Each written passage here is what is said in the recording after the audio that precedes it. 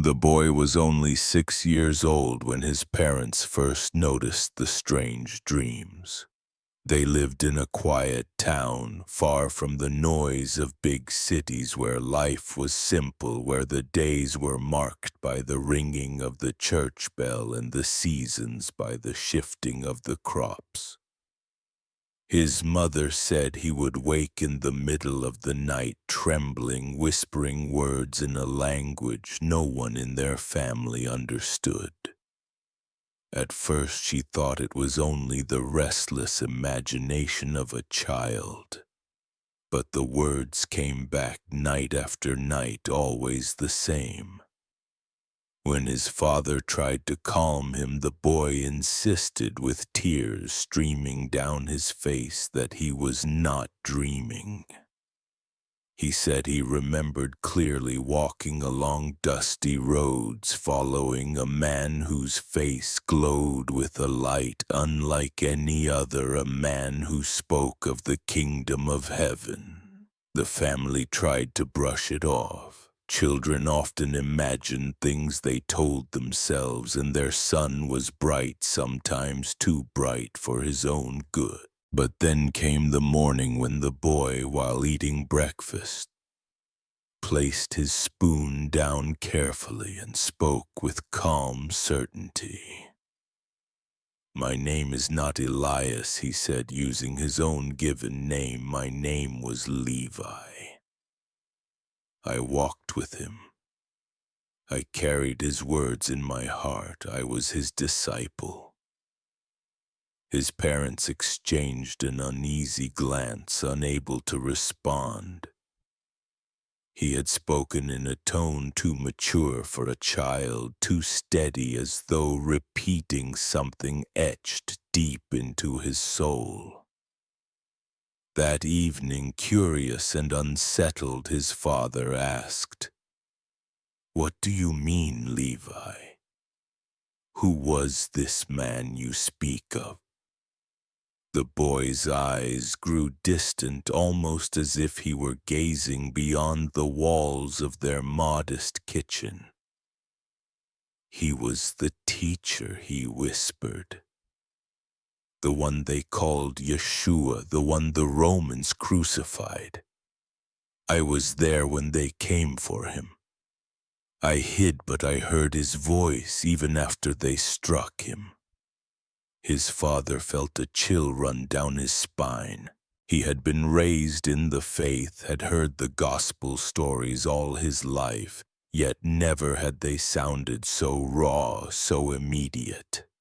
And now his son, barely old enough to read, was claiming to remember them not as lessons from Scripture, but as memories of his own past life.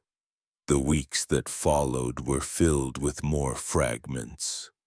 The boy would describe the smell of the Sea of Galilee, the sound of sandals on stone in the marketplace of Capernaum, the taste of bread broken among friends under a starry sky. He spoke of Roman soldiers with red cloaks of coins stamped with Caesar's image, of the fear that swept through the streets. Whenever new decrees were read aloud, his parents tried to test him, asking questions no child of his age could know. What language did the teacher speak? How did the people greet one another? Without hesitation he replied with words in Aramaic, the ancient tongue of the region. They were rough, unpolished, but clear enough that a local priest who had studied biblical languages recognized them. When the priest visited the family and heard the boy recite phrases of prayer, he turned pale, crossing himself in silence. Word spread quickly in the community. Some dismissed it as imagination, a child overhearing fragments of sermons and weaving them into dreams. Others whispered of something darker, possession or deception. But there were those who listened closely, who felt a stirring in their hearts, as the boy described events with uncanny detail. He told of the teacher healing the sick by the roadside, of arguments with Pharisees beneath the columns of the temple, of the last meal shared in an upper room. He spoke of a night filled with torches and shouts, of a garden heavy with the scent of olives, of betrayal with a kiss. His voice would falter at these moments as though the memory itself pained him. One evening, as the sun sank below the horizon, casting long shadows across their small home, the boy revealed something even more startling. "I remember my death," he said softly. His mother gasped, clutching her rosary. The child's eyes brimmed with tears, yet he did not look away. "I was chased. They thought I was one of his closest followers, though I was not. I ran through narrow streets, but they caught me near the walls. A blade struck me. I cried out his name as the world grew dark, and then silence. Only silence until I woke here in this life." The air grew heavy in the room. His father felt his heart pound, his rational mind screaming that this was impossible, while some deeper part of him trembled with awe. Could his son truly be recalling another existence? Could the soul return carrying with it fragments of lives long past? The boy's quiet sobs filled the silence, and his mother held him close, though she too seemed unsure if she was comforting him or herself. As the days turned to months, the visions did not fade. Instead, they deepened. Sometimes the boy would draw crude maps in the dirt, marking out a city by the sea with walls and a great harbor. Caesarea, he would murmur, naming the Roman port where governors once ruled Judea. Other times he described secret gatherings, small groups hiding from soldiers, whispering the teacher's words in candlelight. He remembered faces, voices, fleeting moments of joy and fear. And always, always the figure of the teacher at the center, radiant, sorrowful, full of a love that seemed to burn through the centuries. Not long after, a historian from the university in a nearby city heard of the story and asked permission to speak with the child. He came with skepticism, expecting to find a boy coached by overzealous parents or influenced by Sunday school tales.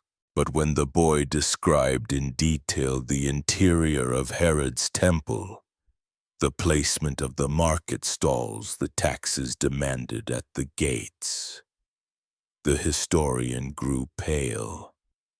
These were details rarely mentioned in modern sermons, details that even many scholars overlooked. He pressed further, asking about the politics of the time, the factions within Judea. The boy spoke of zealots in the hills, of Sadducees who clung to power, of Pharisees who debated endlessly, and of Romans who watched with cold eyes. The historian left shaken, unable to reconcile what he had heard with any logical explanation. And yet, as much as the boy's words inspired wonder, they also attracted danger. Rumors spread beyond the town, carried by curious visitors and the occasional reporter seeking a sensational story.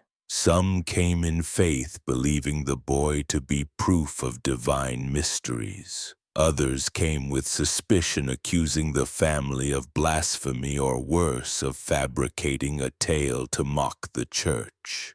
His parents grew fearful, shielding him from outsiders, begging him to keep silent. But the child could not stop the memories. They came unbidden, each one as real as the ground beneath his feet.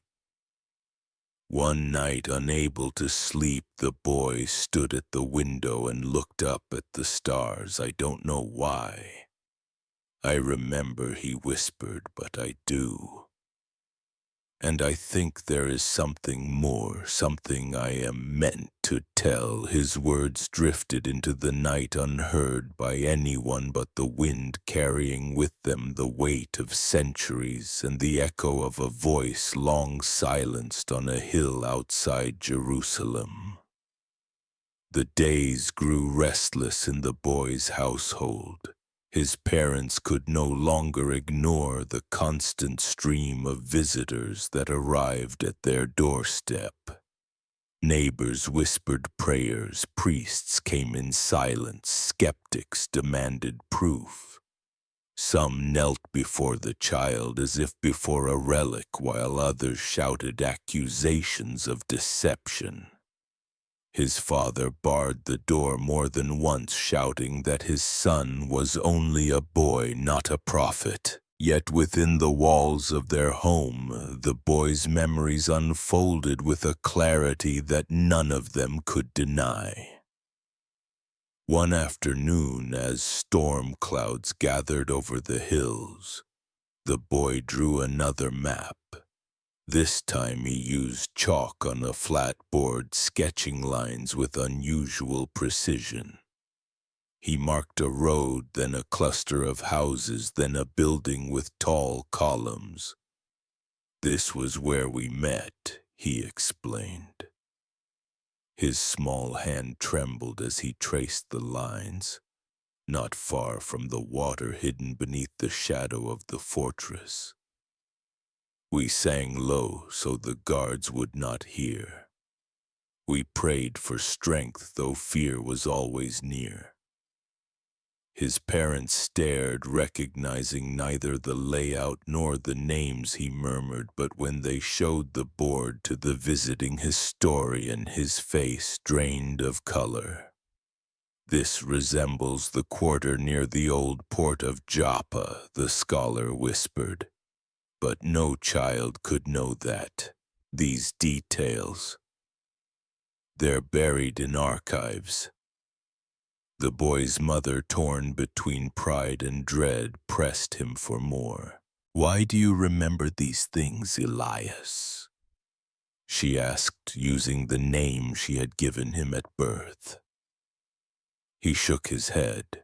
"Because I was there," he said simply.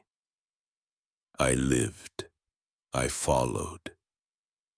I died. And now I live again." His words hung heavy, too heavy for a child's lips. As if compelled by forces unseen, the boy began to lead his family beyond the boundaries of their quiet town. On the first journey, he asked to visit the ruins of an old church built centuries earlier by missionaries. The family had passed it before, its stones crumbling, its roof long gone. But when the boy walked among the broken walls, he paused in silence, then knelt near a corner where weeds pushed through cracks. "Here," he whispered, "this is where we buried the letters." His father frowned, about to correct him, when the boy pressed his hand into the earth and pulled free a shard of pottery covered in faint, almost erased markings. To the untrained eye, it was only a broken vessel. But when the historian later examined it, he noted the scratched letters formed part of an ancient blessing in Aramaic. The discovery brought even more attention. Journalists came with cameras demanding interviews. Pilgrims arrived believing the child was chosen, but with attention came hostility. Religious authorities warned against false signs, insisting that faith must rest on scripture, not the visions of a boy. Others whispered of demons, claiming no soul could return once gone. The family found themselves caught in a storm they had never asked for, one that threatened to tear them apart. In the midst of this turmoil, the boy's dreams grew darker. He began to wake crying, describing scenes of fire and shouting of Roman soldiers storming through alleys, of followers of the teacher hiding scrolls in jars, burying them beneath sand and stone. His voice shook as he recounted the betrayals, the captures, the tortures. Yet in those same dreams he spoke of hope, of a promise. The teacher gave that his words would never vanish. That truth would survive, even in secret places. One night when thunder rolled over the horizon, he spoke with urgency. "We must go to the coast," he said. "There is something I must see. A place by the sea where the stones are carved with the names of kings. I have been there before. I must go again." His parents resisted, frightened of what such a journey might mean. But his insistence was unshakable, and eventually they relented. The historian agreed to accompany them, eager to see where the boy's memories would lead. The journey was long, and as they traveled, the boy grew quiet, staring out the window, murmuring prayers in the old tongue. When at last they reached the ruins of Caesarea Maritima, the ancient Roman port, the boy seemed to come alive. He leapt from the car, running across the broken stones with a familiarity that startled the adults. "Here," he cried, pointing toward the remnants of the amphitheater. Here they judged him. Here the governors sat. He ran further, stopping near the massive stones of the harbor wall. "And here," he said softly, "this is where we hid." The historian following behind was astonished. The child's descriptions matched known historical accounts. Caesarea had indeed been the seat of Roman governors, and its harbor once stretched into the sea with engineering marvels. But what unsettled him most was the boy's knowledge of obscure details of a side gate, once used by servants, of inscriptions long since worn away, of the hidden chambers beneath the theater where prisoners were kept. At one point the boy stopped and knelt, placing his hand on a particular stone. "Beneath here," he whispered. "I remember the weight of the jar, the fear in our hearts. We buried the scroll when the soldiers came. We thought it would never be found." His small fingers pressed against the cracks as though trying to reach through time itself. His parents exchanged a fearful glance, unsure whether to believe him or to drag him away from the ruins. The historian, however, was shaken. He contacted local archaeologists who, though skeptical, agreed to survey the site. Weeks later, ground-penetrating equipment revealed anomalies beneath the very spot the boy had pointed to. Nothing had been excavated yet, but the possibility alone was enough to ignite debate among scholars. Could there truly be a hidden cache of scrolls or relics forgotten for centuries? Or was this nothing more than coincidence fueled by imagination for the boy? It was not theory. "I was there," he repeated. "I helped carry the jar. We wrote by candlelight, copying his words, afraid they would vanish. I held the clay while the others sealed it. I remember the sound when the earth closed over it. And I remember the silence after we fled. As the sun set over the ruins, casting a golden light over the sea, the boy's mother pulled him close. She wanted nothing more than to protect him, to keep him from the eyes of strangers, from the weight of mysteries too heavy for a child. But she knew in her heart that something extraordinary was unfolding. The past was breaking into the present, speaking through her son, demanding to be heard, and though fear filled her so, too did wonder at the possibility that the soul remembers more than we dare imagine. That night, as they prepared to leave Caesarea, the boy turned back one last time, his gaze fixed on the darkened ruins. "It is not finished," he murmured. "There is more, much more." His words carried into the silence a promise, a warning, and a mystery yet to be revealed. The weeks after the visit to Caesarea weighed heavily on the family.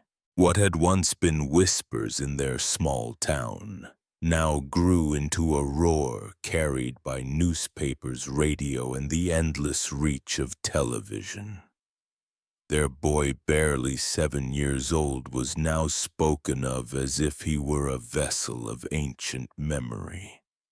Some called him a miracle, others named him a fraud, a few more fearful whispered of possession.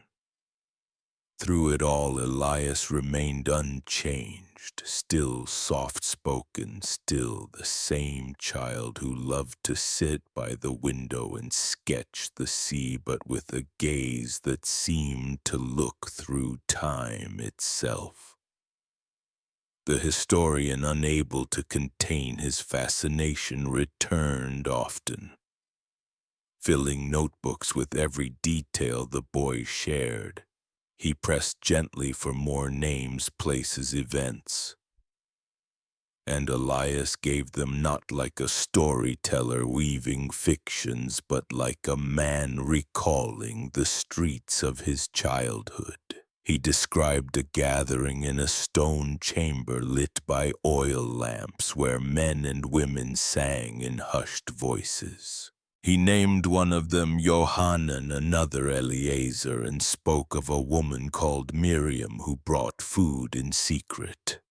The historian's pen trembled as he wrote, recognizing echoes of names preserved in apocryphal texts and fragments of early Christian writings seldom known outside scholarly circles. But the more Elias remembered, the more restless he became. Night after night he awoke, drenched in sweat, crying out in Aramaic. He spoke of fire, of soldiers bursting into homes, of disciples scattering scrolls to protect them from destruction. His parents, desperate to shield him, begged the historian to end his visits. Yet even in silence, the memories continued to pour forth. One evening, while the family sat in dim candlelight during a power outage, Elias began to hum a melody. It was haunting minor, unlike anything his parents had ever heard. "It is a psalm," he explained. "We sang it before we fled." His father, skeptical, recorded the tune on a small device. Later, when he played it for a musicologist, the man was astonished. The melody resembled ancient Jewish liturgical modes long forgotten outside specialized study.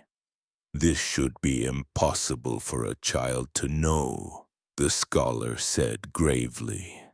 News of such details spread, and soon the family received visits not only from reporters but from clergy and officials.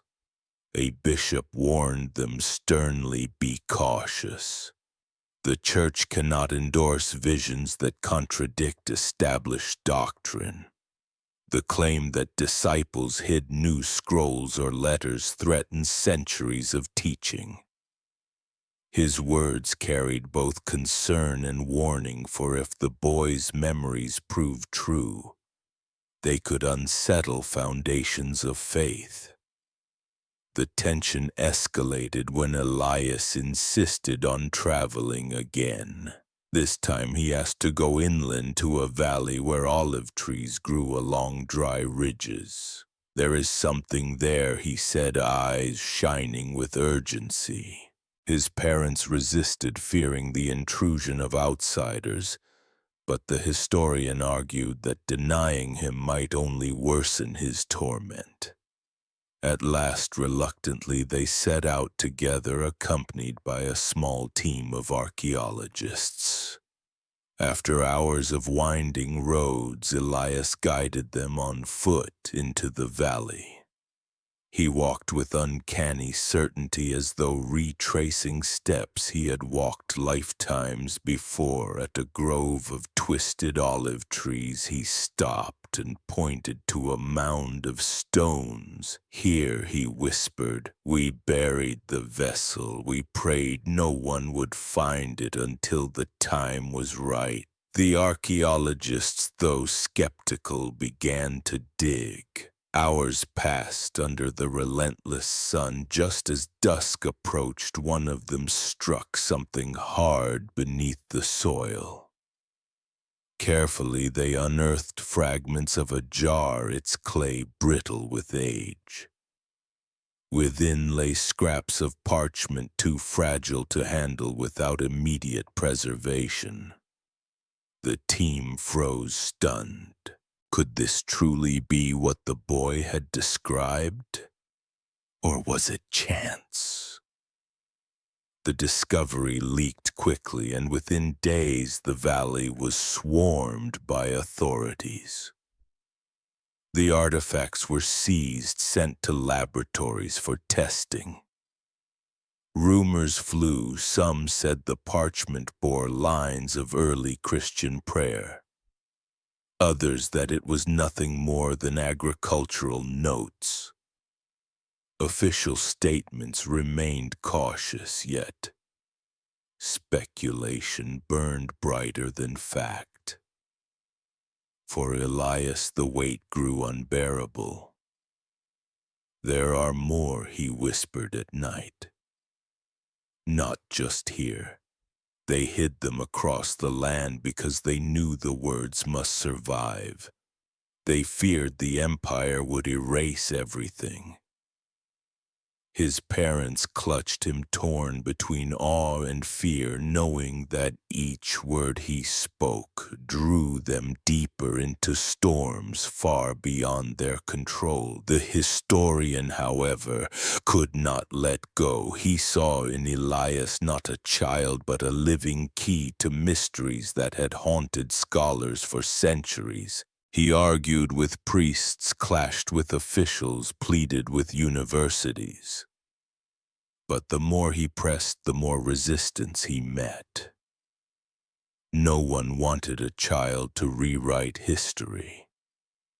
One night, as the family prepared for sleep, Elias spoke in a voice low and steady, older than his years. "They will try to hide it. They will try to bury the truth again. But the words cannot be silenced." I remember the teacher's promise, what is written in secret will one day be shouted from the rooftops. His parents sat in silence, trembling, realizing that their son's life was no longer only his own. The story was no longer a private mystery. It was becoming a battle between faith and doubt, between history and memory, between those who longed for truth and those who feared it. And at the center of it all was a boy with eyes too ancient for his age, carrying memories that would not let the world rest. The weeks that followed the Valley discovery turned the family's life into a storm. They could no longer walk through their town without whispers trailing behind them. Neighbors stared with wide eyes, some with reverence, others with suspicion. A local newspaper published photographs of Elias beside the unearthed jar, his small hand hovering over the brittle fragments as if he had been their guardian.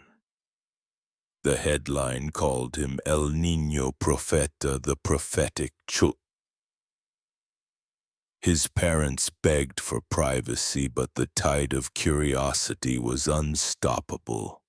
Soon delegations arrived, not just journalists and scholars, but men in clerical robes, representatives from ancient churches, and even discreet envoys from governments.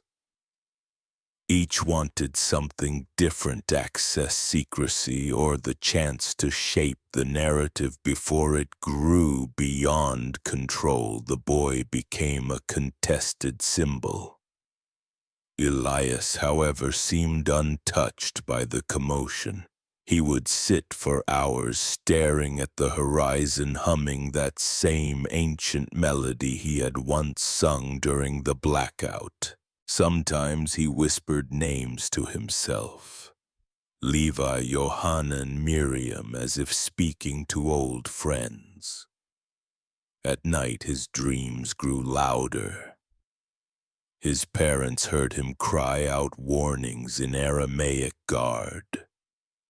The scrolls hide them before the soldiers come. His voice would shift, firm and commanding, no longer a child's. One evening the historian returned with grave news. The parchments found in the olive grove had been dated to nearly 2 millennia. While tests were still incomplete, early signs suggested they were not agricultural records, but fragments of prayers or hymns. This should have been celebrated, but instead it deepened the rift. Religious leaders feared scandal. If the writings contained unfamiliar teachings, they could ignite controversy that might shake entire denominations. Soon after, Elias began to share not only memories but teachings. In moments of startling clarity, he repeated sayings in Aramaic that the historian recognized not from canonical scripture but from obscure fragments of gospels long considered lost or apocryphal.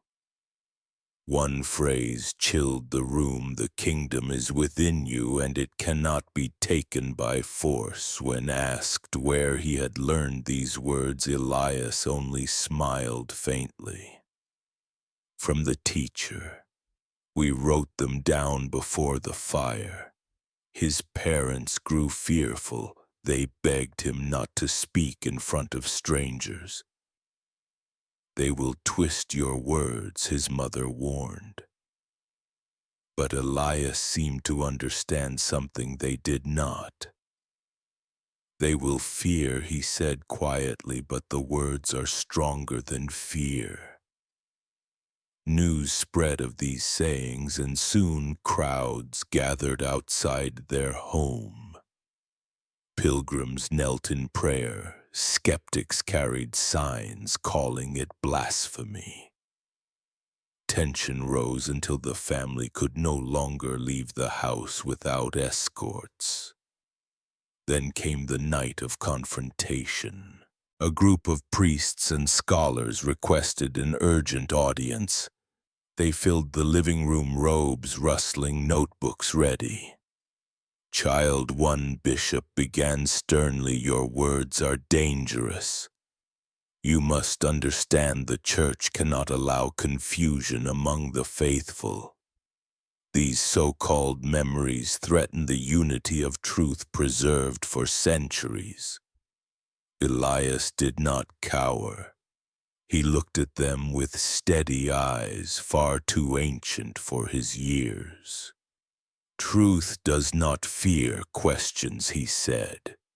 "If the teacher's words are in the hearts of men, they cannot be erased by your silence." The room fell into shocked quiet. Some muttered indignantly, others looked away as if ashamed. His parents, frozen, torn between pride and terror at their son's defiance. The historian recorded every word, but later that night his notes were seized by unknown officials. The message was clear: some forces wanted the story contained, controlled, or buried. And yet Elias pressed on. In dreams and waking visions he spoke of more hidden places, hillsides, caves, ruins where fragments still lay waiting. "They are not lost," he whispered to his mother. "They wait for those with courage to seek them." But with each revelation the pressure mounted. Friends warned the family that they were in danger. "You must protect him," said one sympathetic priest. "There are those who would silence this child forever." The parents clung to Elias tighter than ever. But deep down they knew his journey was no longer theirs to control.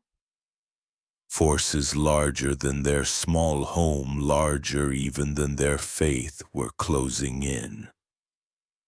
One night Elias stood by the window gazing at the stars. "They will come soon," he murmured. "But I am not afraid. I have walked this road before." And in the shadows beyond the window the family sensed it. The story was no longer theirs to tell. It belonged to history, to belief, and to the storm that was only beginning. The days that followed were darker, heavier. The valley discovery had not faded, it had multiplied. Copies of the fragments began circulating secretly among scholars, and whispers grew that the texts carried lines never seen in any surviving gospel. Some claimed they spoke of Yeshua's teachings about compassion beyond law, about a kingdom not of hierarchy, but of shared light. Others insisted this was fabrication, a dangerous forgery meant to unsettle the faithful. For Elias's family life had become a siege. Anonymous calls rang through the night. Men loitered near their gate, watching but never speaking. Once a stone shattered their window with a note tied to it: "Stop or suffer." His father wanted to leave, to take the boy far away to safety, but Elias refused. "I cannot run," he said calmly. "If I hide, the words will hide with me." The historian, still loyal, urged caution, but also pressed the family to let Elias lead them to other sites. "If he is right," he whispered, "this could be the greatest revelation since the Dead Sea Scrolls. We cannot abandon it now." His excitement bordered on obsession, but his eyes betrayed fear. He knew powerful institutions would not let this unfold without resistance. Elias grew quieter, yet more intense. His drawings became maps, simple lines that when studied resembled valleys, rivers, and caves across the land. One map pointed to a rugged hillside outside an abandoned village. Against all sense, his parents agreed to follow. They went at night, accompanied by the historian and two archaeologists sworn to secrecy. Under the cold moonlight, Elias led them along a narrow path until he stopped before a cluster of rocks. "Here," he said simply. The archaeologists worked quickly, their hands trembling. After hours of digging, they struck a hollow space. From within they pulled not parchment this time, but a small carved amulet, etched with Aramaic letters. Elias touched it gently, whispering a prayer none of the adults could understand. The historian's face went pale. This inscription, it matches phrases from fragments of the Gospel of Thomas. But this version is different. His voice shook. It speaks not of secrecy, but of light shared openly. Word of the discovery could not be contained. Somehow the site was exposed, and soon the village swarmed with authorities. The amulet was confiscated, the archaeologists interrogated. The family barely escaped the frenzy that night. Elias warned his parents in a tone too steady for a child. "They will bury this too, just as they did before, but the words are already in the world again. They cannot stop it." The conflict had now outgrown their small home. Around the world, debates flared. Was this child authentic or manipulated? Were the discoveries true or elaborate hoaxes? Television shows speculated endlessly. Pilgrims still arrived in droves, kneeling outside their door. Protesters shouted accusations of blasphemy, and in private emissaries from religious councils offered money protection or veiled threats if the family would silence the boy. Yet Elias kept speaking. His teachings became bolder, as though the memories within him no longer asked permission to surface. The teacher said the kingdom is not far, he told a gathering one evening. It is here between us when we love without fear. His words rippled through the crowd, some weeping, others enraged. His parents now lived with constant dread. They knew the danger was closing in. One night, soldiers in plain clothes raided the historian's study, seizing every notebook, every tape. The historian himself disappeared for days, returning bruised, shaken but silent. He no longer dared speak openly. And then came the warning. A sympathetic priest slipped a note under their door. "Take your son and flee. They will not allow him to speak again." But Elias would not run. The teacher did not run, he told his parents.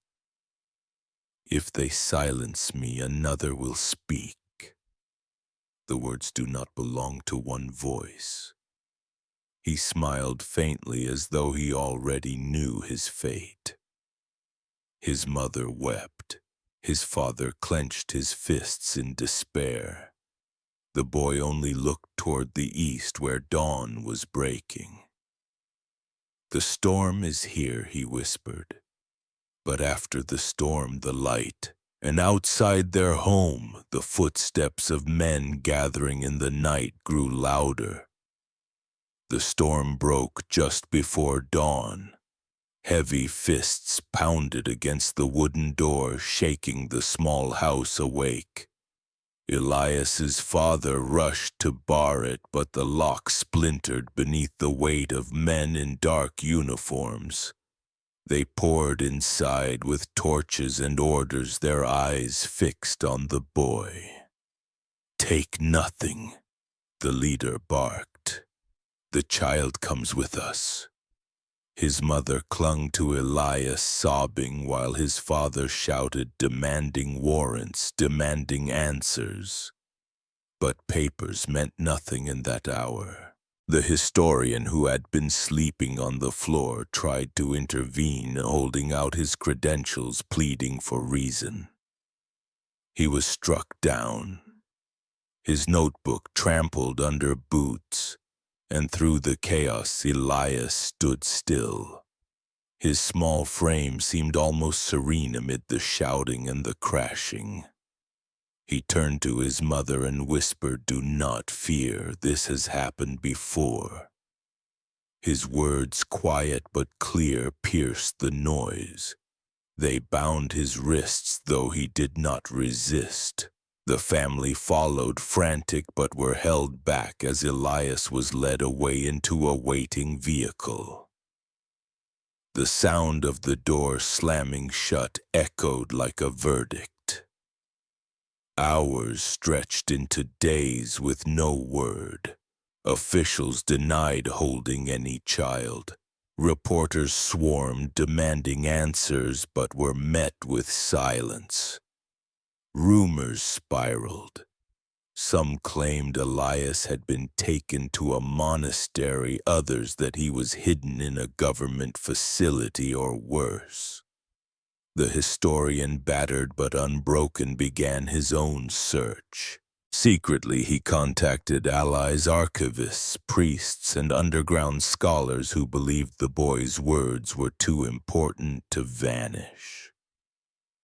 Together they pieced together the fragments Elias had revealed.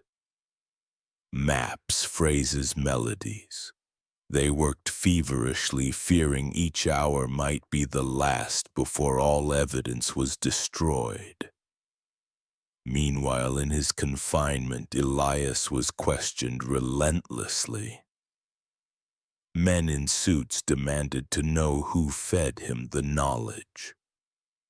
What organization trained him? What conspiracy lay behind his visions? To each question he gave the same calm reply, "I remember because I was there. I am only telling what we wrote." His captors grew frustrated, even frightened. One night they left him alone in a bare cell. The boy sat cross-legged, humming the ancient melody once more. The guards reported that the sound unsettled them, echoing strangely against the stone walls as though voices joined him from beyond. Outside, the world boiled. Protests ignited in major cities, some demanding Elias's release, others denouncing him as a fraud or a danger to faith. A photograph leaked, a grainy image of the boy in custody, eyes closed, lips moving in silent prayer. It spread like wildfire, fueling both devotion and rage. His parents lived in torment, torn between despair and faith. His mother prayed constantly, clutching the amulet discovered in the hillside. His father grew bitter, cursing the historian, forever encouraging the journey. And yet in the silence of the night, both of them swore they felt Elias's presence, as if he reached them across walls and miles. Then came the sign no one could explain. On the third night of his disappearance, a group of pilgrims gathered outside the family's home singing psalms. At the exact moment the song reached its peak, a tremor shook the ground.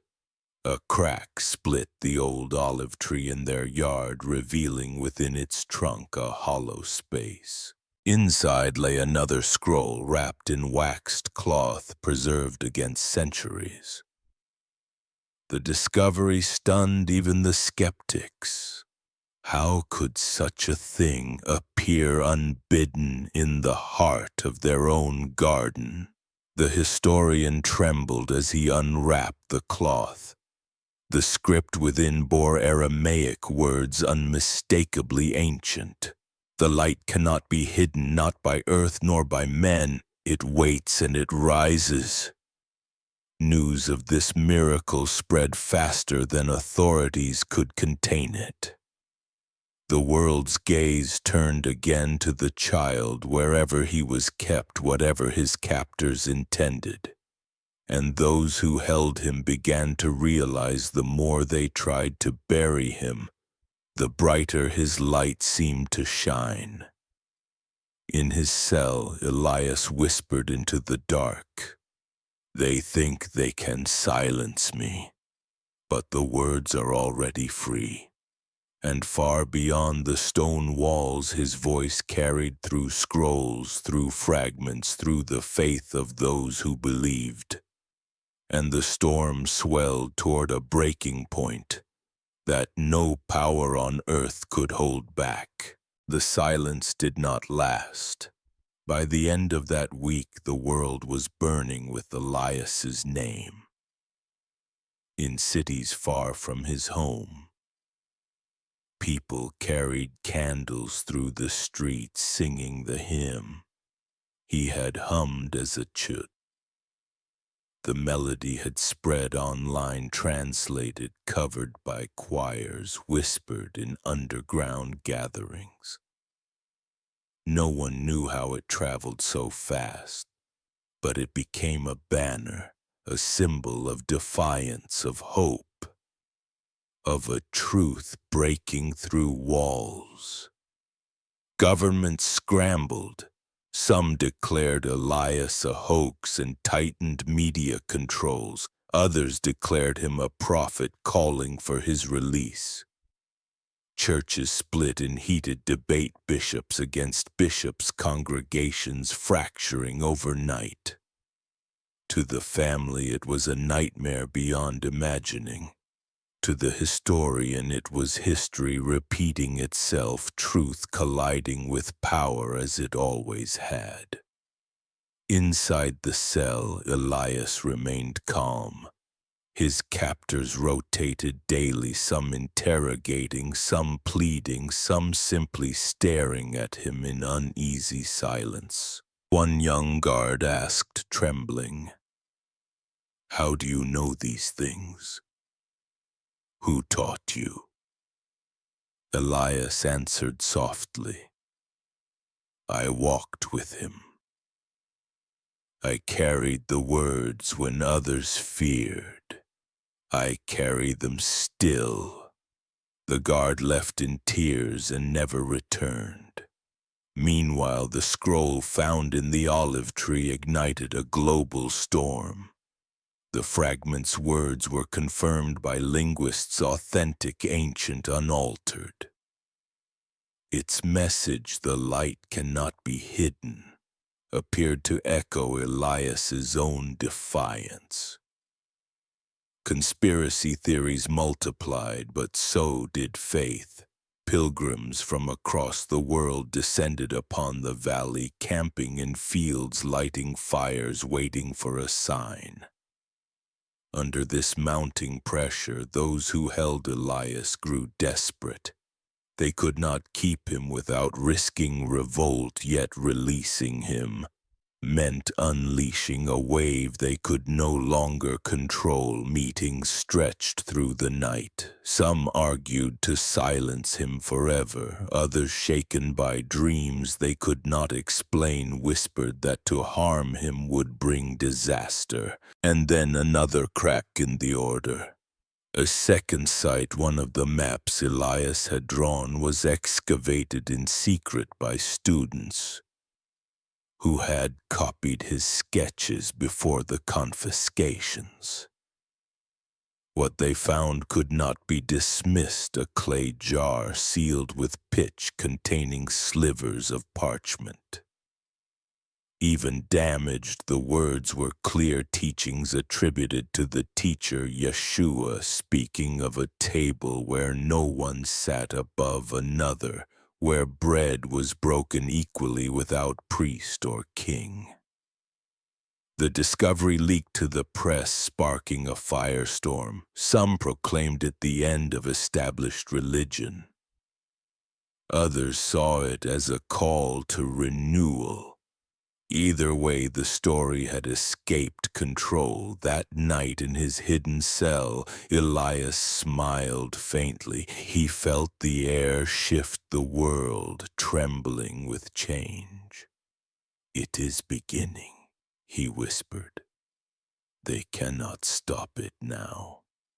Far away, his mother dreamt of him standing in a circle of light, unbound, surrounded by countless voices chanting in the tongue of ages past.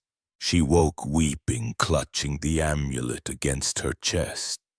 His father sat by her side, face hardened with resolve. "If they will not release him," he said, "we must find him ourselves." The historian agreed. He had gathered allies, scholars, priests, even disillusioned officials. Quietly they planned what seemed impossible: to trace Elias's captors, to breach the place where he was hidden. Not only for the boy's sake, but because his words had become something greater. Something that now belonged to the world. And as the plan took shape, whispers spread among the pilgrims outside the valley. Some said the boy would return on his own. Others swore they had seen him in visions, walking free beneath the stir the storm had broken. The question was no longer whether Elias would be silenced, but whether the world was ready to hear what he had to say.